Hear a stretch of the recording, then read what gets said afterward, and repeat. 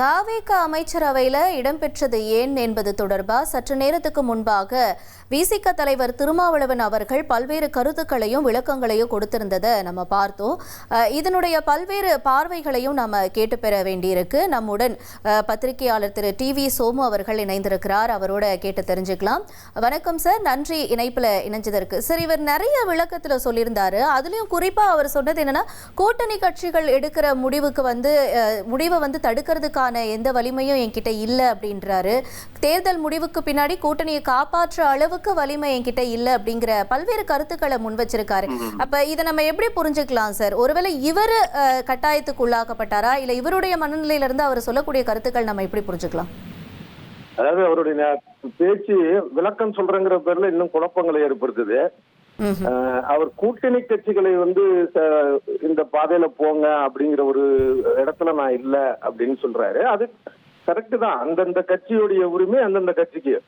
ஆனா விசிகவே அவர் கண்ட்ரோல்ல இல்லங்கிறாரு. அது வழிநடத்த முடியலன்னு. எனக்கு வந்து இதுல கலந்துக்க வேண்டாம், அந்த கூட்டணி ஆட்சியில பங்கு பெற வேண்டாம் அப்படிங்கறதுதான் என்னுடைய ஆசை. வந்து தேர்தல் அரசியலுக்காக வரல, மற்றவர்களுடைய விருப்பத்துக்காக தான் தேர்தல் அரசியலுக்கு வந்தோம். இப்ப அதே போல மற்றவர்களுடைய அரசியலுக்காக தான் கூட்டணி ஆட்சியில பங்கு பெற்றோம் அப்படின்னாரு. இப்ப இதே விஜய் வந்து RSS பெற்ற பிள்ளை, பாஜக பெற்ற பிள்ளைன்னு சொன்னாரு. அந்த இதுல சேர்ந்திருக்கிறாங்க. இப்ப நாளைக்கு இதே கட்சியினர் சொல்றாங்கன்னு சொல்லிட்டு நேரடியா பிஜேபி கூட கூட்டணி வைப்பாரா, இல்ல இதே கட்சியினர் சொல்றாங்க இல்ல நம்ம கட்சி வேண்டாம் கலைச்சிட்டு பாஜக சேருவோம்னா அதையும் செய்வாரா? இது வரைக்கும் இப்படி இவருடைய விளக்கங்கள் வந்து இன்னும் கொஞ்சம் குழப்படியா இருக்கு. அது தேவையில்லை. வெளிப்படையாக ஒரு சொல்லலாம், நாங்க இப்ப திமுகவுடனான கூட்டணி முடிந்தது, நாங்க தாவேக்கெல்லாம் இருக்கிறோம் அப்படின்னு சொல்றது தவறே இல்லை. ஏன் இப்படி தடுமாறுறாருன்னு தெரியல. ஆனா தாவேக்காவுல இல்லன்னு சொல்றாரு சார். தாவேக்காவுல கூட்டணி இல்லன்றதையும் அவர் சொல்றாரு. அதாவதுதான் மாப்பிள்ள அவர் தான் அந்த சட்ட என்னோடதுங்கிற மாதிரி. அது கூட்டணியில ஆட்சியில இருந்தோம், அப்புறம் கூட்டணி இல்லாம இப்படி ஒரு கூட்டணி ஆட்சி. மீன் போட்டாதான் மீன் குழம்பு. சில ஹோட்டல்ல தான் என்ன பண்ணுவான், மீனை போட்டுட்டு அதுக்காக எடுத்துட்டு குழம்பு ஊற்றுவான். பேரு மீன் குழம்பு.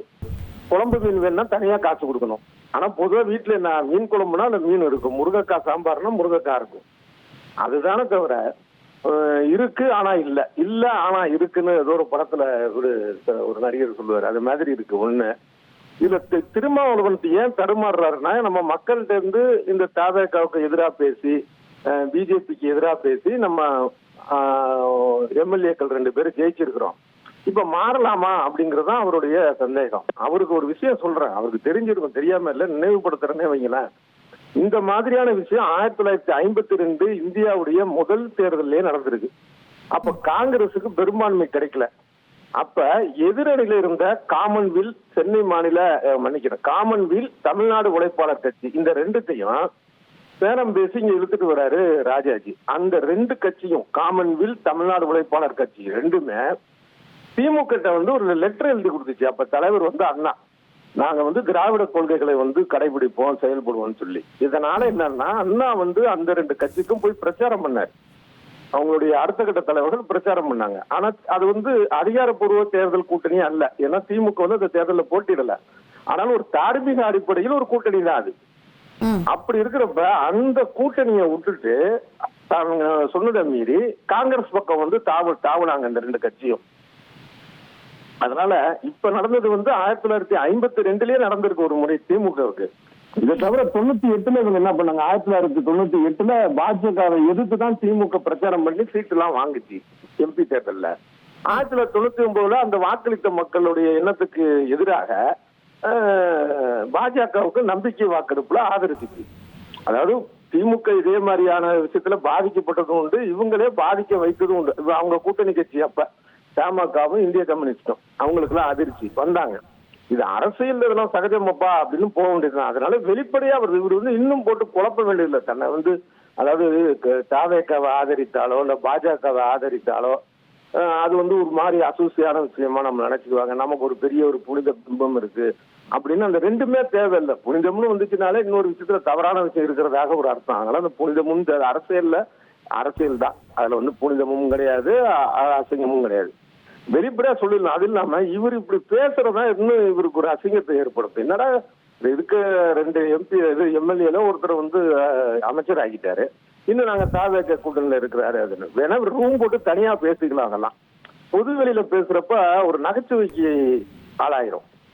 இப்ப இவரு விசிக திருமாவளவன் மேல ஒரு கட்சி அபிப்பிராயம் அப்படிங்கறத கட்சி இப்ப தாண்டுனா ஒரு மரியாதை உண்டு, அவருடைய பேச்சு செயல்பாடு இதெல்லாம் உண்டு. அதை தாண்டி இது இன்னொரு என்னன்னா, தேர்தல்னா அது அதிகாரத்தை நோக்கிய ஒரு பயணம், அவ்வளவுதான். இல்ல திருமாவளவன் செய்தது தவறு இல்லை, ஒரு வாய்ப்பு இருக்கு.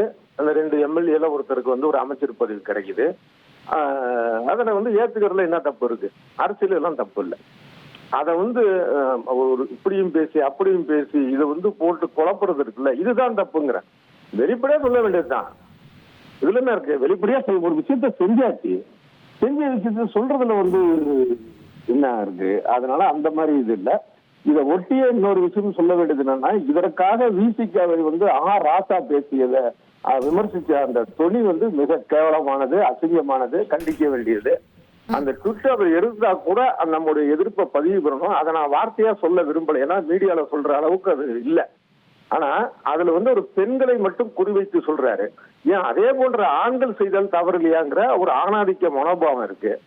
தந்தை பெரியார் காலங்காலமா தமிழர்களுடைய தலையில கொட்டி கொட்டி கொட்டி கொஞ்சம் சரி பண்ணி கொஞ்சம் சரியா இருக்கிறோம். ஒரு பெண் விடுதலையா இருக்கட்டும், ஜாதி ரீதியான ஒரு மோசமான நிலையில இருந்து இருக்கட்டும், கொஞ்சம் மீண்டு இருக்கோம். ரொம்ப இல்லை, இன்னும் மீள வேண்டியது இருக்கு. இன்னும் பெண்களை அடிமையா நினைக்கிறவங்க இருக்கிறாங்க. அடிமை மனோபாவம் ஒவ்வொரு ஆணுக்குள்ளேயும் இருக்கு. அது கொஞ்சம் கொஞ்சம் அந்த சதவீதம் தான் குறைஞ்சிருக்கலாம். பெரியார் நம்மளை ஓங்கி தான் கொடுத்தாரு, நம்ம திருந்த பாடா இல்ல. இந்த சூழல்ல இப்படி ஒரு தவறான கருத்தை போட்டுட்டு அதுக்கு பெரியாரையும் அதுல கோட் பண்ணிருக்கிறாரு வேற, அது இன்னும் தப்பு. அதனால ராசாவை இந்த விஷயத்தை விடுதலை சிறுத்தைகளை கண்டித்த முறையை விமர்சிக்கலாம், அது வேறு விஷயம். அந்த விமர்சன முறையை நம்முடைய கண்டனத்தையும் பதிவு பண்ணிக்கலாம். நன்றி திரு டிவி சோமு சார், இணைப்பில் இணைஞ்சு உங்களுடைய பார்வைகளை பகிர்ந்து கொண்டமைக்கு. தாவேக அமைச்சரவையில் இணைஞ்சது ஏன் என்பது தொடர்பான விளக்கங்களை கொடுத்திருந்தாரு விசிக தலைவர் திருமாவளவன். இதனுடைய பார்வைகளை நாம கேட்டு பெற்றோம். 1,28,00,000 மனங்களை வென்ற தந்தி டிவி யூடியூப் சேனல், தவிர்க்க முடியாத தம்ப்நெயில், கலக்கலான கான்டென்ட்ஸ். நீங்களும் இந்த குடும்பத்தில் இணைய இப்பவே சப்ஸ்கிரைப் பண்ணுங்க.